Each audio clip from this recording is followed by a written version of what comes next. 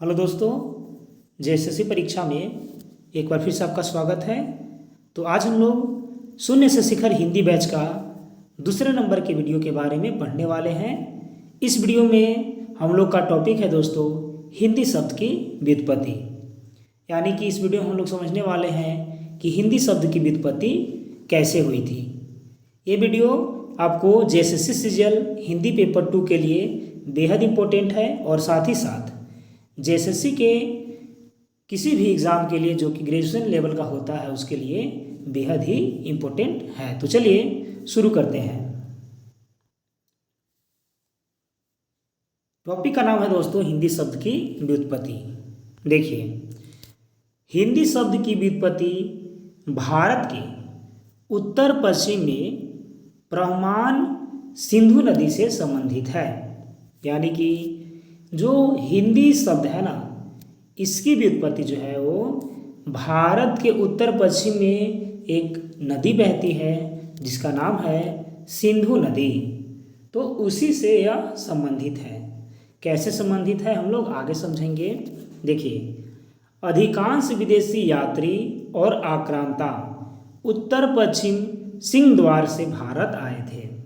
देखिए, अधिकांश जो विदेशी यात्री थे या जो आक्रांता लोग थे जो कि भारत पर आक्रमण किए थे, वो सभी किस द्वार से आए थे? तो उत्तर पश्चिम के मौजूद सिंह द्वार से आए थे।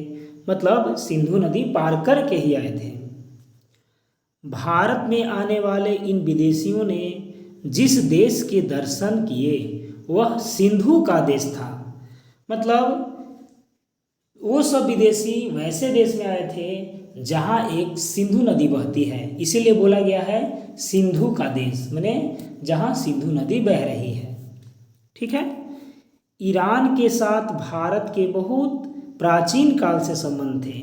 मतलब प्राचीन काल से ही भारत का संबंध ईरान से है। और ईरानी सिंधु को हिंदू कहते थे। ईरानी क्या बोलते थे? तो ईरानी जो है वो सिंधु नदी के सिंधु को हिंदू बोलते थे। ठीक है। देखिए, तो सिंधु से क्या बना? हिंदू। तो ये कैसे बना था? देखिए, स के जगह पर ह का इस्तेमाल वो सब करते थे। स के जगह पर क्या करते थे? ह का इस्तेमाल करते थे। और ध के जगह पर वे सब द का इस्तेमाल करते थे। ठीक है। तो देखिए, अगर हम लोग स के जगह पर ह लगा देंगे, ठीक है, और ध के जगह पर द लगा देंगे, तब क्या बन जाएगा? ऐसे बन जाएगा हिंदू। ठीक है। और आगे देखिए कि स के जगह पर ह और ध के जगह पर द का इस्तेमाल करते थे। और पहलवी भाषा प्रकृति के अनुसार ये सब ध्वनि परिवर्तन होता था। मतलब पूछा जाएगा कि स के जगह पर ह और ध के जगह पर द कैसे हो जाता था ईरानी भाषा में? तो पहलवी भाषा की प्रकृति के अनुसार ये ध्वनि परिवर्तन हो जाता था। ठीक है। तो हिंदू से हिंद बना। हिंदू से क्या बना? हिंद बना। फिर हिंद में फारसी भाषा के संबंध कारक प्रत्यय ई लगने से हिंदी बन गया। यानी कि सबसे पहले सिंधु से हिंदू बना, हिंदू से हिंद बना, और हिंद में फारसी भाषा के संबंध कारक प्रत्यय ई लगने से क्या बन गया? हिंदी बन गया।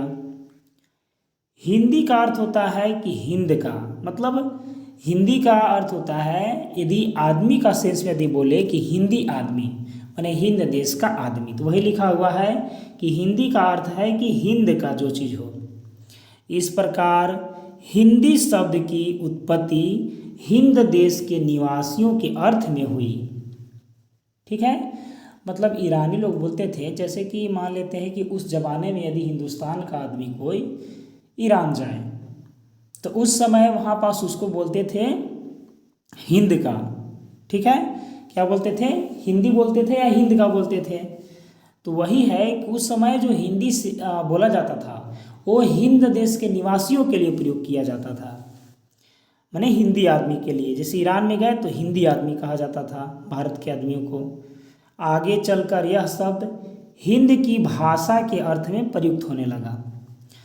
तो शुरू में निवासियों के लिए प्रयुक्त हुआ और बाद में हिंद की भाषा के लिए हिंदी प्रयुक्त हुआ।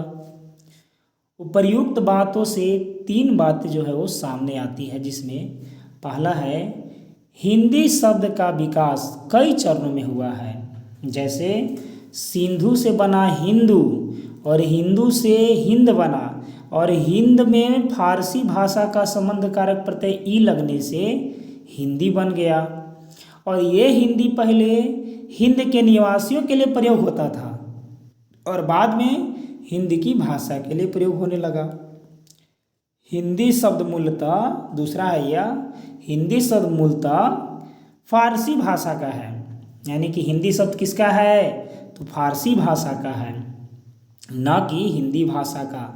तो प्रश्न आएगा कि हिंदी शब्द किस भाषा से लिया गया है तो फारसी भाषा से। यह ऐसे ही है जैसे बच्चा हमारे घर जन्मे और उसका नामकरण हमारा पड़ोसी करे। ठीक है, मतलब हिंदी जो है वो खुद नहीं है, ये जो है फारसी का भाषा है।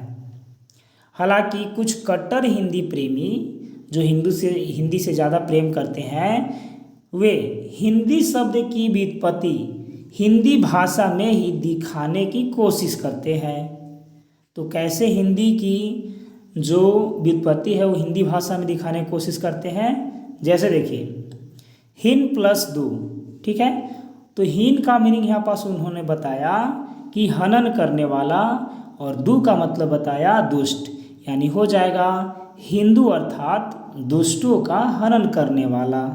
ठीक है, तो हिंदी प्रेमी क्या बताएं कि जो हिंदी में हिन प्लस दू है तो हिन मने होगा हनन करने वाला, दू मने दुष्ट हो जाएगा, हिंदू वही कहलाएगा जो दुष्टों को हनन करने वाला होगा। तो उस सब व्यक्ति को क्या बोलेंगे हिंदू बोलेंगे। ठीक है, जो दुष्टों को हनन करेंगे उसको क्या बोलेंगे हिंदू, और उन लोगों की भाषा को क्या बोलेंगे तो हिंदी बोलेंगे। ठीक है, तो ये तो पहला पक्ष था। अब हिंदी प्रेमी के दूसरा पक्ष क्या कहता है कि देखिए हिन मतलब हो गया हिनो और दू मने हो गया दलन, यानी कि हिंदू अर्थात हिनू का दलन करने वाला हिंदू हो गया और उसकी भाषा क्या हो गई हिंदी हो गई। ठीक है, तो हिनों को जो दुष्ट लोग हैं उनको हनन करने वालों क्या बोलेंगे हिंदू, और जो हिंदू आदमी जो भाषा बोलेगा उसको बोलेंगे हिंदी। तो ये ऐसा 2 पक्ष रखे थे ये हिंदी प्रेमी। चूँकि इन व्युत्पत्तियों का प्रमाण कम और अनुमान अधिक है, इसलिए सामान्यतः इन्हें स्वीकार नहीं किया जाएगा। अनुमान लगाने से क्या हो जाएगा, उसका साक्ष्य भी होना जरूरी है। ठीक है, चलिए आगे देखते हैं। तीसरा है कि हिंदी शब्द के 2 अर्थ हैं। एक तो है हिंद देश की निवासी, ठीक है, और दूसरा है हिंद देश की भाषा। हिंदी शब्द के कितने अर्थ हैं तो हिंदी शब्द के 2 अर्थ हैं। पहला हिंद देश के निवासी और दूसरा हिंद देश की भाषा। ठीक है, तो सपोज डैट जब हम लोग अभी नहीं, जब पहले लोग विदेश जाते थे तो उनको भी डायरेक्ट बोल सकते थे वहाँ के विदेशी लोग कि ये हिंदी आदमी है। कैसा आदमी है तो हिंदी आदमी है। तो ये निवासी के लिए प्रयोग हो गया कि हिंद देश की निवासी है हिंदी आदमी, और दूसरा हिंदी भाषा के रूप में भी इस्तेमाल होने लगा। ठीक है, तो देखिए हिंद देश के निवासी के लिए जैसे कि बोले हैं इकबाल कि हिंदी है हम, वतन है हिंदुस्तान हमारा। तो कौन बोले हैं, इकबाल बोले हैं। हिंदी है हम, वतन है हिंदुस्तान हमारा, कौन बोले हैं तो इकबाल बोले हैं। हाँ, यह बात अलग है कि अब यह शब्द इन 2 आरंभिक अर्थों में पृथक हो गया है, माने इन 2 आरंभिक अर्थों में नहीं है, अब ये अलग अलग हो गया है। जैसे देखिए इस देश के निवासी को अब कोई हिंदी नहीं कहता, इंडियंस बोलते हैं सब अब। ठीक है, क्या बोलते हैं, इंडियन है, भारतीय लोग हैं। तो इस देश के निवासियों को अब कोई हिंदी नहीं कहता, बल्कि क्या कहता है, भारतवासी, हिंदुस्तानी, इंडियन, ठीक है, इत्यादि कहते हैं। दूसरे, इस देश की व्यापक भाषा के अर्थ में भी अब हिंदी शब्द का प्रयोग नहीं होता है। तो इस देश के भाषा जो है उसको हम लोग हिंदी काहे नहीं बोलते हैं, क्योंकि भारत में अनेक भाषा है जो सब हिंदी नहीं कहलाती है। भारत में तो बहुत सारा भाषा है ना, सबको हिंदी कैसे कह सकते हैं। ठीक है, उन्हें हम क्या बोलते हैं, तो उन्हें हम बेशक सभी को हिंद की भाषा कहते हैं, लेकिन हिंदी नहीं कहेंगे। सबको क्या बोलेंगे कि हिंद की भाषा बोल सकते हैं। ठीक है, क्योंकि वो भारत की सब भाषा है, लेकिन सबको हिंदी कहना गलत है।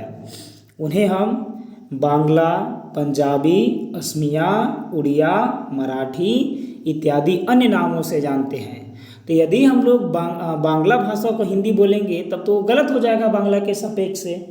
तो यही बात है कि अब ना भारत के लोगों को हिंदी बोलते हैं और ना भारत के सभी भाषा को कॉमन रूप में हिंदी कह सकते हैं, क्योंकि अलग अलग भाषा है। ठीक है, चलिए आगे बढ़ते हैं। आगे देखिए, हिंदी शब्द भाषा विशेष का वाचक नहीं है। माने हिंदी शब्द किसी खास विशेष भाषा का वाचक नहीं है, बल्कि यह भाषा का क्या है, समूह है। हिंदी जो है वो अपने आप में एक भाषा का क्या है, समूह है। ऐसे हम लोग काहे बोल रहे हैं, तो देखिए, हिंदी जिस भाषा समूह का नाम है उसमें आज हिंदी प्रदेश या क्षेत्र के 5 उपभाषा आता है और 17 बोलियां आता है। इसीलिए हम लोग कह रहे हैं कि हिंदी जो है ना ये भाषा समूह का नाम है।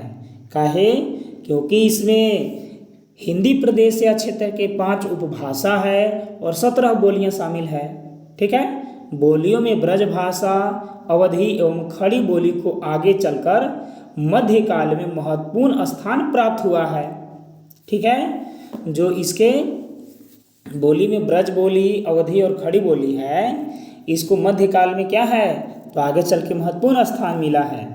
तो कैसे हम लोग, चलिए अब इसके रचनाकार के बारे में देख लेते हैं इन तीनों के।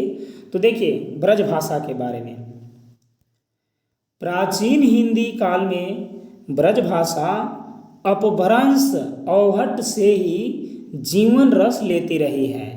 मतलब कहने का मतलब है कि ब्रज भाषा का जो जीवन का उत्पत्ति हुआ है, ठीक है, वो लगभग अपभ्रंश और अवहट की रचनाओं से हुआ है। ठीक है, अब देखिए अपभ्रंश अवहट की रचनाओं में ब्रज भाषा के फूटते हुए अंकुर को देखा जा सकता है। ठीक है, ब्रज भाषा में क्या देखा जा सकता है, यदि हम लोग अपभ्रंश और अवहट की रचना देखेंगे ना तो उसमें ब्रज भाषा के फूटते हुए अंकुर हम लोग को मिलेंगे। ब्रज भाषा साहित्य का प्राचीनतम उपबंध ग्रंथ जो है वो सुधीर अग्रवाल का प्रद्युम्न चरित्र, जो कि 1354 ईस्वी का है, उसमें हम लोग देख सकते हैं। तो देखिए ब्रज भाषा का जो जीवन रस आरंभ होता ऐसा लग रहा है, वो कहाँ से प्रतीत हो रहा है, तो अपभ्रंश और अवहट की रचना से। ठीक है, तो इसका प्राचीनतम जो उपबंध ग्रंथ है वो कौन है, सुधीर अग्रवाल का प्रद्युम्न चरित्र 1354 ईस्वी का। ठीक है, चलिए आगे देखिए। आगे है अवधि के बारे में। देखिए अवधि की पहली कृति मुल्ला दाऊद की चंदायन या लोर कहा, जो कि 1317 ईस्वी में लिखा गया, यह माना जाता है। अवधि की पहली जो कृति है वह कौन है, तो मुल्ला दाऊद की चंदायन है, या उसको हम लोग लोर कहा भी बोलते हैं। कब लिखा गया, तो 1370 में। तो याद रखिएगा मुल्ला दाऊद का चंदायन या उसी को लोर कहा बोलते हैं, 1370 में रचा गया यह। इसके उपरांत अवधी भाषा को साहित्य का विकास होता गया, माने अवधी भाषा में इसके बाद जो है वो विकास होता गया। आगे है खड़ी बोली। प्राचीन हिंदी काल में रचित खड़ी बोली साहित्य में खड़ी बोली के आरंभिक प्रयोगों से उसके आदि रूप या बीज रूप का आभास मिलता है। मतलब प्राचीन काल में जो खड़ी बोली का साहित्य रचा गया है तो उसके आरंभिक प्रयोग से, ठीक है, उसके आदि रूप माने सबसे शुरुआती रूप या बीज रूप का आभास मिलता है। खड़ी बोली का आदिकालीन रूप सरहपा आदि सिद्ध हो, माने सरहपा ये सब क्या है, तो सिद्ध हैं। गोरखनाथ आदि नाथ हो और अमीर खुसरो जैसे सूफियों, जयदेव, नामदेव, रामानंद जैसे संतों की रचनाओं में उपलब्ध है। ठीक है, यानी कि खड़ी बोली का आदिकालीन रूप किसके किसके रचना में मिलेगा, तो सीधों की रचना मिलेगा, नाथों की रचना मिलेगा, सूफियों की रचना मिलेगा और संतों की रचना में मिलेगा। इन रचनाकारों में हमें अपभ्रंश अवहट से निकली हुई खड़ी बोली स्पष्ट दिखाई देती है। तो खड़ी बोली कहाँ से निकली है, तो अपभ्रंश अवहट से निकली है। खड़ी बोली कहाँ से निकली है, तो अपभ्रंश और अवहट से निकली है। चलिए आगे देखते हैं हम लोग मध्यकालीन हिंदी के बारे में। देखिए मध्यकालीन हिंदी, मध्यकाल में हिंदी का स्वरूप स्पष्ट हो गया तथा उनकी प्रमुख बोलियां विकसित हो गई। माने मध्यकाल में जो हिंदी का स्वरूप है ना वो स्पष्ट भी हो गया और बोली जो है वो विकसित हो गया। इस काल में भाषा के 3 रूप निखर करके सामने आया था, वह है ब्रज भाषा, अवधी और खड़ी बोली। तो ये मध्य कालीन हिंदी के समय में जो है वो हिंदी से 3 रूप निकल के आया था, ब्रज भाषा, अवधी व खड़ी बोली। ब्रज भाषा और अवधी का अत्यधिक साहित्य विकास हुआ तथा तत्कालीन ब्रज भाषा साहित्य को कुछ देशी राज्यों का संरक्षण भी प्राप्त हो गया। यानी कि ब्रज भाषा में और अवधी में बहुत सारा साहित्य लिखा गया है, ठीक है। इनके अतिरिक्त मध्यकाल में खड़ी बोली के मिश्रित रूप का साहित्य में प्रयोग होता रहा है। यानी कि मध्यकाल की जो खड़ी बोली था ना उसका प्रयोग साहित्य में मिश्रित रूप में अवधी और ब्रज भाषा के साथ किया जाता रहा है। इसी खड़ी बोली का 14वीं सदी में दक्षिण में प्रवेश हुआ। यानी कि ये जो खड़ी बोली है वह 14वीं सदी में दक्षिण में प्रवेश हुआ, अतः वहाँ इसका साहित्य में अधिक प्रयोग हुआ, ठीक है। यानी कि अब खड़ी बोली जो है वो किधर चल गई, तो उत्तर से लेकर के वो अब दक्षिण में चली गई, दक्षिण भारत में, ठीक है। तो दक्षिण भारत में खड़ी बोली का बहुत प्रयोग होने लगा साहित्य में। चलिए आगे देखिए, 18वीं सदी में खड़ी बोली को मुसलमान शासकों का संरक्षण मिला। चूँकि 18वीं सदी में मुसलमान शासक का शासन चल रहा था तो उनका संरक्षण भी मिल गया तथा इसके विकास को नई दिशा मिली। अब जब संरक्षण मिल जाएगा किसी भाषा को तो उसके विकास का दिशा भी मिल जाएगा। तो चलिए अब हम लोग मध्यकालीन हिंदी के 3 रूप के बारे में पढ़ेंगे। तो पहला है ब्रज भाषा। देखिए हिंदी के मध्यकाल में मध्य देश की महान भाषा परंपरा के उत्तरदायित्व का पूरा निर्वाह ब्रज भाषा ने किया। यानी कि मध्य देश में जो ज़्यादा भाषा बोला जाता था वो क्या बोला जाता था, तो ब्रज भाषा। यह अपने समय की प्रतिष्ठित व उच्च कोटि की साहित्यिक भाषा थी। माने ये मध्यकालीन समय में सबसे प्रतिष्ठित और सबसे उच्च स्थान पर रहने वाली यह भाषा थी, जिसको गौरवान्वित करने का सर्वाधिक श्रेय हिंदी के कृष्ण भक्त कवियों का है। यानी कि पूछ लिया जाएगा कि ब्रज भाषा को गौरवान्वित करने का सर्वाधिक श्रेय किसको दिया जाता है, तो कृष्ण भक्त कवियों को। किसको? कृष्ण भक्त कवियों को। आगे है पूर्व मध्य काल, यानी कि भक्ति काल इसको बोलते हैं। तो पूर्व मध्य काल यानी कि भक्ति काल, कृष्ण भक्त कवियों ने अपने साहित्य में ब्रज भाषा का चरम विकास किया है।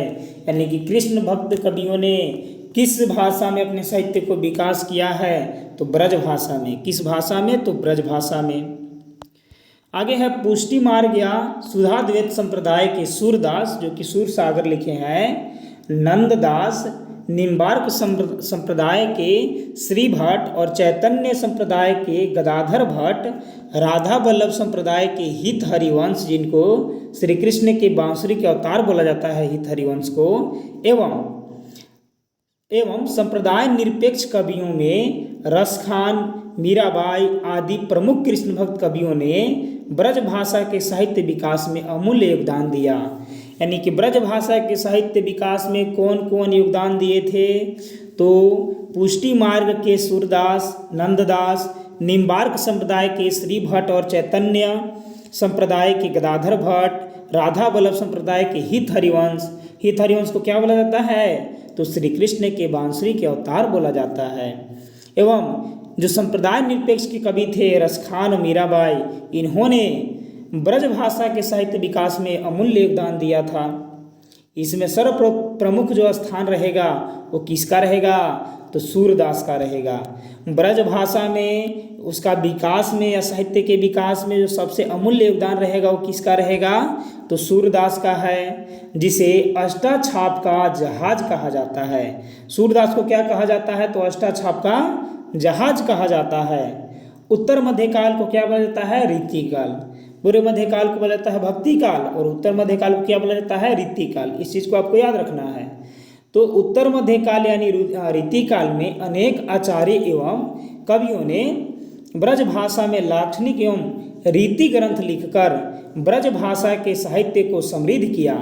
यानी कि रीति ग्रंथ लिखे उत्तर मध्यकाल में, ठीक है, और लाक्षणिक ग्रंथ लिखे और उनके ब्रज भाषा के साहित्य के विकास में समृद्ध भागीदारी किया।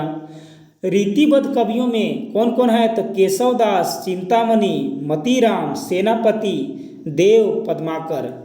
रीतिबद्ध कवियों में कौन कौन है, तो केशवदास, चिंतामणि, मतीराम, सेनापति, देव, पद्माकर। और रीति सिद्ध कवियों में कौन कौन है, बिहारी, रसनिधि आदि। रीति सिद्ध में कौन है, तो बिहारी, रसनिधि। और रीति मुक्त कवि में कौन है, घनानंद, आलम ठाकुर, बोधा, द्विजदेव आदि प्रमुख हैं। देखिए ब्रजबोली किसको बोला जाता है, तो ब्रजबोली बंगाल में कृष्ण भक्त कवियों द्वारा प्रचारित भाषा का नाम क्या है, ब्रजबोली। ब्रजबोली क्या है, तो बंगाल में कृष्ण भक्त कवियों द्वारा प्रचारित भाषा का नाम है ब्रजबोली। ठीक है, चलिए अब हम लोग आगे बढ़ते हैं अवधि की ओर। ठीक है, तो देखिए अवधि को साहित्य भाषा के रूप में प्रतिष्ठित करने का श्रेय सूफी या प्रेम मार्गी कवियों को है। अवधि को साहित्य भाषा में प्रतिष्ठित करने का जो श्रेय है वो किसको जाता है, तो सूफी या प्रेम मार्गी कवियों को जाता है। ठीक है, जिनमें कुतुबन या कुतुबन के द्वारा लिखा गया है मुगावती। ठीक है, क्या लिखा गया है, मुगावती लिखा गया है। ठीक है, यहाँ पास मृगावती कर लीजिएगा। ठीक है, मृगावती। चलिए आगे देखिए, जायसी के द्वारा लिखा गया है पद्मावत। जायसी के द्वारा क्या लिखा गया है, पद्मावत। मंझन के द्वारा क्या लिखा गया है, तो मधुमालती। आलम के द्वारा क्या लिखा गया है, तो माधवनल कामन कंदला। और उस्मान के द्वारा लिखा गया है चित्रावली। नूर मोहम्मद के द्वारा लिखा गया है इंद्रावती। और कासिम शाह के द्वारा लिखा गया है हंस जवाहिर। शेख निसार के द्वारा लिखा गया है यूसुफ जुलेखा। और अली शाह के द्वारा लिखा गया है प्रेम चिंगारी। तो देखिए अवधि का जो प्रतिष्ठित भाषा के रूप में जो कवियों का जो श्रेय जाता है, ठीक है, वो जाता है सूफी या प्रेम मार्गी कवियों को। तो सूफी प्रेम मार्गी में कौन कौन कवि जो है वो अवधि में रचना किए, तो कुतुबन के द्वारा लिखा गया है मृगावती। जायसी के द्वारा लिखा गया है पद्मावत। मंझन के द्वारा लिखा गया है मधुमालती। आलम के द्वारा लिखा गया है माधवनाल कामकंदला। उस्मान के द्वारा लिखा गया है चित्रावली। नूर मोहम्मद के द्वारा लिखा गया है इंद्रावती। कासिम शाह के द्वारा लिखा गया है हंस जवाहिर। शेख निसार के द्वारा लिखा गया है यूसुफ जुलेखा। और अली शाह के द्वारा लिखा गया है प्रेम चिंगारी। ये चीज़ आपको याद होना इम्पोर्टेंट है दोस्तों। ठीक है, तो आप नोट करते चलिए और इस सारे चीज़ को समझने के बाद याद करते चलिए। देखिए आगे है कि ये सभी कवियों ने अवधि को साहित्यिक गरिमा प्रदान किए। इनमें सर्वप्रमुख जो माने जाएंगे वो कौन माने जाएंगे, तो जायसी माने जाएंगे। ठीक है, अवधि को राम भक्त कवियों ने अपनी अभिव्यक्ति का माध्यम बनाया। विशेषकर तुलसीदास ने रामचरितमानस की रचना वैशवाड़ी अवधि में कर अवधि भाषा को जिस साहित्यिक ऊंचाई पर पहुंचाया वह क्या है, अतुलनीय है। तो जो तुलसीदास द्वारा रामचरितमानस लिखा गया था उससे अवधि भाषा क्या हो गई, तो ऊंचाई पर पहुंच गई। ठीक है, चलिए आगे देखते हैं। आगे है मध्यकाल में साहित्यिक अवधि का चरमोत्कर्ष दो कवियों में मिलता है, एक तो जायसी और एक तुलसीदास। यानी कि अवधि का चरमोत्कर्ष जो है वो मध्यकाल में कौन कौन कवि मिलता है, तो जायसी के द्वारा लिखित में और तुलसीदास के द्वारा लिखा में जो रचना है। तो जायसी के यहाँ जहाँ अवधि का ठेठ ग्रामीण रूप मिलता है, वहीं तुलसी के यहाँ अवधि का क्या मिलता है, तो तत्सम रूपी रूप मिलता है। ठीक है। अब देखिए, तो गोहारी किसको बोलते हैं, तो बंगाल में सूफियों के द्वारा प्रचारित अवधी भाषा का नाम गोहारी है। बंगाल में सूफियों के द्वारा प्रचारित अवधी भाषा का नाम क्या है, गोहारी है। ठीक है।